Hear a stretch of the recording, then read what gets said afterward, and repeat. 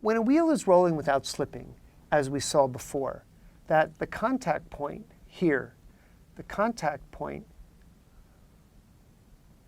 is instantaneously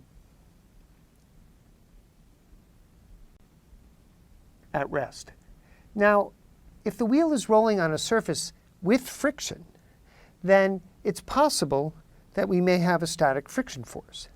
But so there could be static friction may act. However, static friction always depends on the circumstances. Now, let's just consider two cases. Suppose here's a wheel, VCM. This is a horizontal surface. And in that case, the static friction, if the wheel is rolling with a velocity v, in this case, F static is 0. And because of that, the wheel will roll without any friction, which is an idealization. There's other types of friction called rolling resistance, air resistance, etc., which will slow the wheel down. But in a perfect hard wheel, idealized wheel in a vacuum, it will keep on rolling. However, if a wheel is going down an inclined plane and it wants to maintain the rolling without slipping condition, so here we have VCM, and it has some angular speed, we have to be careful because in this case, if we differentiate, ACM is R alpha. So what is making the wheel spin faster? It has a non-zero angular acceleration. And if we looked at the forces acting on the wheel, then we have a normal force, we have gravity acting at the center of mass, and we also have static friction. And it's precisely the static friction that is producing a torque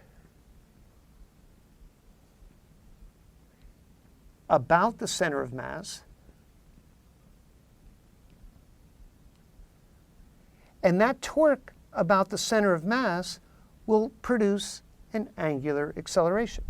So in order for the wheel to continue rolling without slipping, it must have both a linear acceleration, which comes from gravitational force component going down the inclined plane minus the friction, plus the alpha is coming from the torque. And so this side, if we wrote it as a vector equation, the torque about the center of mass would be the vector from, let's write this as RCM to where the static friction is acting.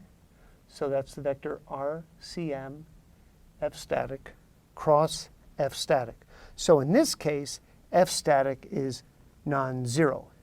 So there are many circumstances in which static friction can vary between a 0 value, some possible value, and some maximum value.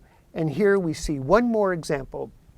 In order for the wheel to continue to accelerate down the inclined plane and roll without slipping, that the static friction must produce a torque that causes the angular acceleration.